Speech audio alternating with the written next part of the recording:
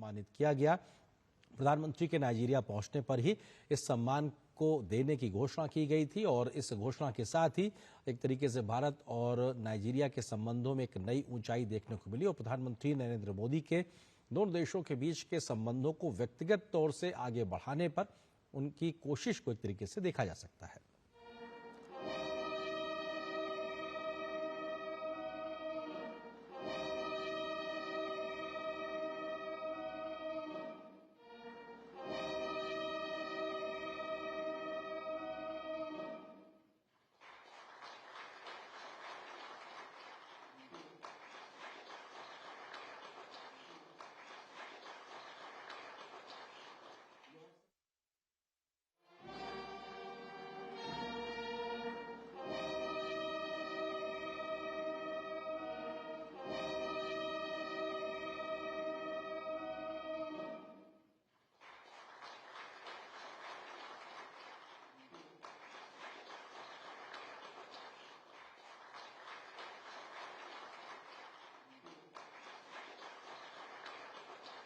Nigeria के राष्ट्रीय पुरस्कार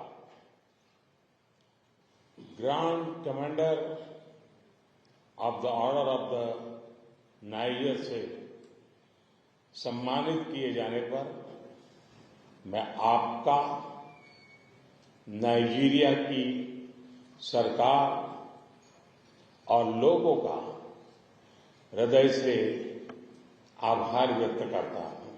मैं इस सम्मान को विनम्रता और आदर भाव से स्वीकार करता हूं और इस सम्मान को 140 करोड़ भारतवासियों और भारत नाइजीरिया की गहरी मित्रता को समर्पित करता हूं। यह सम्मान हमें भारत और नाइजीरिया के बीच स्ट्रैटेजिक पार्टनरशिप को नई ऊंचाई पर ले जाने के लिए प्रेरित करता रहेगा। फ्रेंड्स, भारत और नाइजीरिया के संबंध आपसी सहयोग, सद्भाव और परस्पर सम्मान पर आधारित है। दो वाइब्रेंट डेमोक्रेसीज और डायनेमिक इकोनॉमीज के ग्रुप में हम मिलकर दोनों देशों के लोगों की भलाई के लिए काम करते रहे हैं। दोनों देशों में सामाजिक और सांस्कृतिक विविधता हमारी पहचान है, हमारी ताकत है।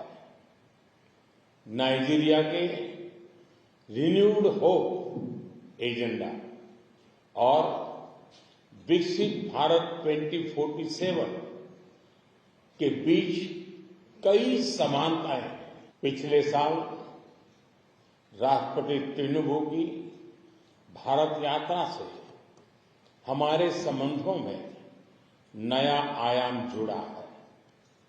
आज अपने आपसी सहयोग को और अधिक सुदृढ़ और व्यापक बनाने पर विस्तार से चर्चा की।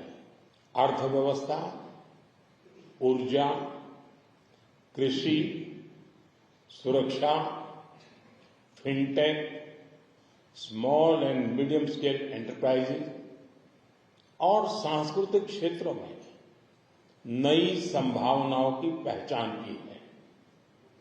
एक करीबी और विश्वसनीय पार्टनर के रूप में नाइजीरिया के लोगों की आवश्यकताओं के अनुरूप स्किल डेवलपमेंट और कैपेसिटी बिल्डिंग पर विशेष रूप से बल दिया जाएगा।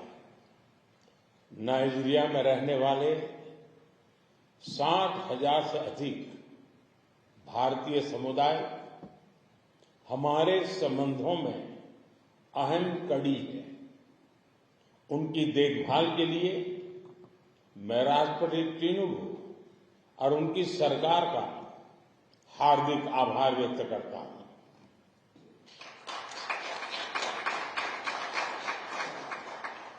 फ्रेंड्स, अफ्रीका में नाइजीरिया की बहुत बड़ी और सकारात्मक भूमिका रही है और अफ्रीका के साथ करीबी सहयोग भारत की उच्च प्राथमिकता रहा है।